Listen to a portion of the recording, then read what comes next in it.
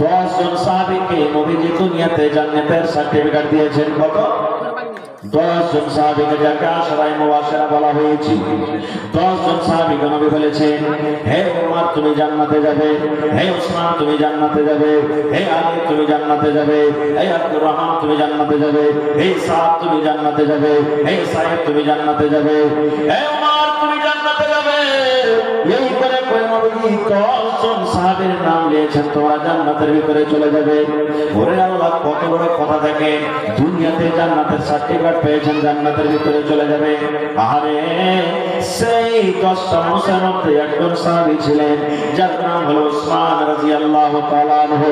এটা হলেন নবীজির জামাই। নবীজি প্রথম বেটির তার সাথে বিয়ে দিয়েছিলেন।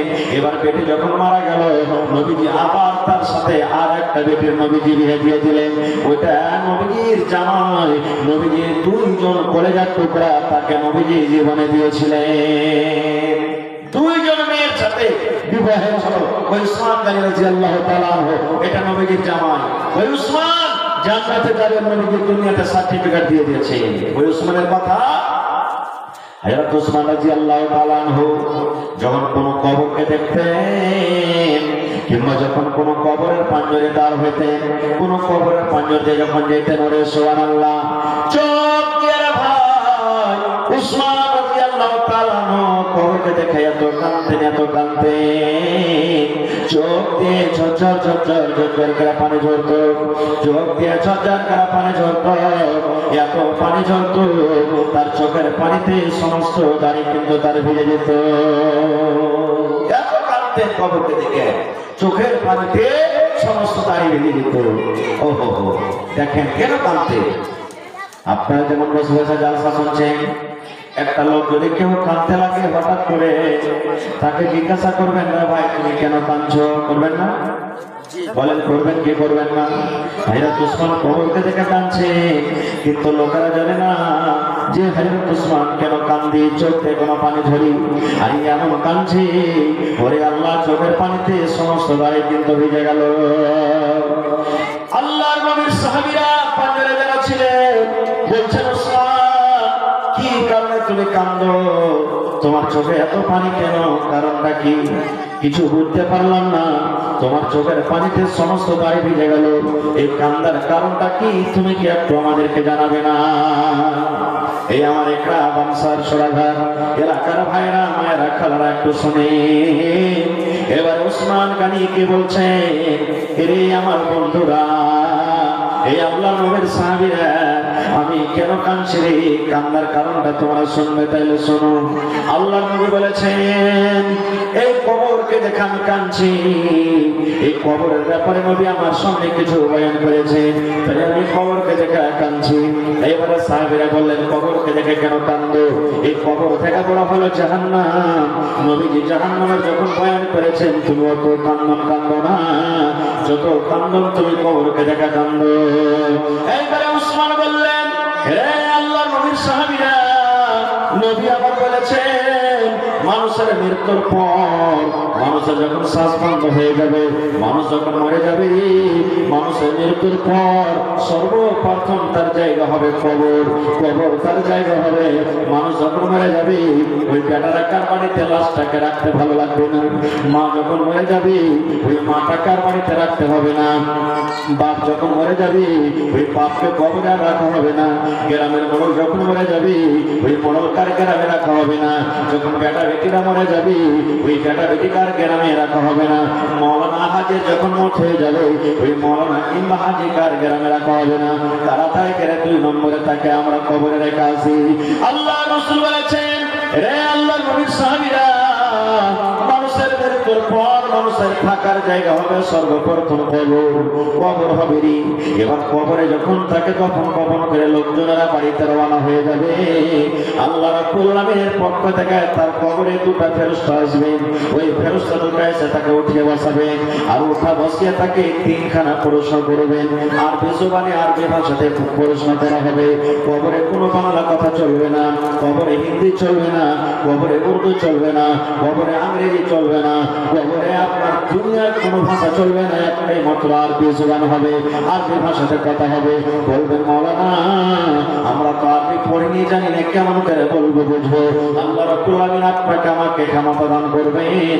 কবরে যাওয়া মাত্র আমি বুঝতে পারবো এবং বলতে পারবো, আল্লাহ ক্ষমা প্রদান করবেন। কবরের ভিতরে হায়াত ওসমান বলেন, নবী বলেছেন তিনটা প্রশ্ন করা হবে। ওই কবরের প্রশ্নের উত্তর যারা দিয়ে দিবি, কবরে যারা পার করে যাবে, কবরে যারা পরীক্ষাতে পাস করে যাবে, কিয়ামতের দিন প্রত্যেক জায়গাতে পাস করবে, অর্থাৎ লোকটা জান্নাতের ভিতরে চলে যাবে। আর কবরে যে ফেল করে যাবে, কবরে যে পরীক্ষাতে পাস করতে পারবে না, তারা কিয়ামতের দিন কোনো জায়গাতে পার করতে পারবে না।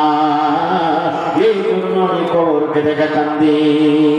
নবী দোয়া শিখাচ্ছেন, যদি ওই দোয়াটা আপনি সকাল সন্ধ্যা পড়েন, ফজরের নামাজ পড়ে যদি 3 বার পড়েন, ফজরের নামাজ পড়ে 3 বার পড়বেন, এইবারে মাগরিবের নামাজ পড়ে কিন্তু 3 বার পড়বেন। এই আমার মায়েরা, খালারা, ভাইরা শুনেন, কবরের আযাব থেকে বাঁচার দোয়া, কবরের শাস্তি থেকে বাঁচার দোয়া, কবরের ফিতনা থেকে বাঁচার দোয়া, কবরের মুসিবত থেকে বাঁচার দোয়া।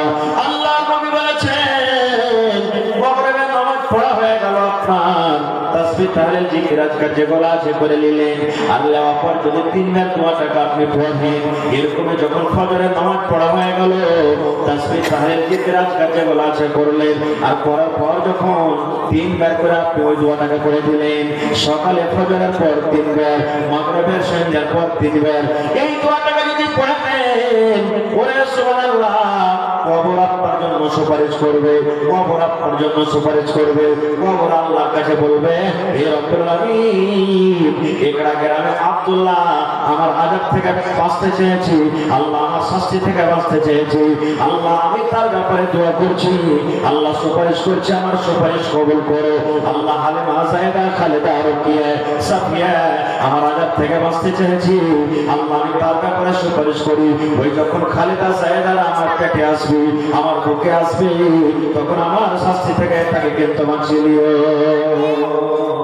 কি দোয়াটা? সববারে মুফাসসির আযাব করবে।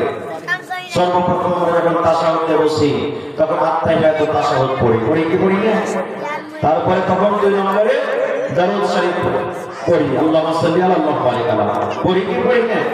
তারপরে আল্লাহুম্মা ইন্নী যালামতু নাফসি যুলমান কাসীরা ওয়া লা ইয়াগফিরু যুনুবা ইল্লা আনতা। এই দোয়াটা আমরা পড়ি। তারপরে তখন পড়ি সালাম ফেরার আগে কি, আল্লাহুম্মা ইন্নী আউযু বিকা মিন আযাবিল কবরি। পড়ি না? পড়ি কি পড়ি না? আল্লাহুম্মা ইন্নী আউযু বিকা মিন আযাবিল কবরি। এই দোয়াটা পড়ি আমরা, গোটা দোয়াটা আমি বলবো না, এই দোয়াটা পড়ি। এই দোয়াটা মাত্র 3 বার আপনাকে পড়িতে হবে। ওরে সুবহানাল্লাহ, 3 বার আপনাকে পড়িতে হবে। আল্লাহুম্মা ইন্নী আউযু বিকা মিন আযাবিল কবরি। 3 বার যদি আপনি পড়েন, কবর সুপারিশ করবে আপনার জন্য। আশরাফ ঠিক আছে না? এই দুটো রুমের চিনে ছাপড়া 3 গালা। আসসালামু আলাইকুম ওয়া রাহমাতুল্লাহ। ভালো আছে বাজি? আছে বাজি, ভালো। কেডা? ও আচ্ছা আচ্ছা আচ্ছা, মাশাআল্লাহ।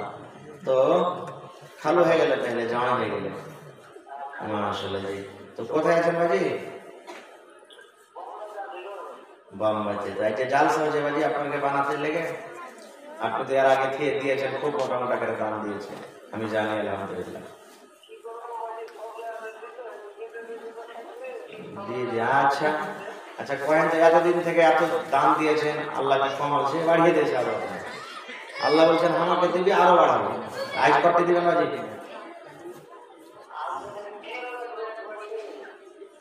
এক বান্ডিল 3 হবে বাজি, এত বড় মানুষ, এক বান্ডিল 3 কেন করে দিব? 50 ml 14 ফিট 3, এক বান্ডিল, দেড় বান্ডিল পাই। 1.5 বান্ডিলে হয়ে যাবে নাকি? 50 mm 1.5 বান্ডিল মাথা গেছে হবে না, 3 হয়ে যাবে 14 ফিট 1.5 বান্ডিল, বেশি লাগবে না। যাই লেগে যাবে আপনি দিয়ে দেবেন 3টা বাজি, ইনশাআল্লাহ দোয়া করে দিছি আপনার জন্য। ঠিক ঠিক ঠিক, দোয়া করে দিছি, মাশাআল্লাহ। দেখেন আমার বাপজি, এই দেখেন বিদেশে পড়ে আছেন বাড়ি ঘর ছেড়ে, এই বানাতে জন্য 14 ফিট 50 mm 1.5 বান্ডিল 3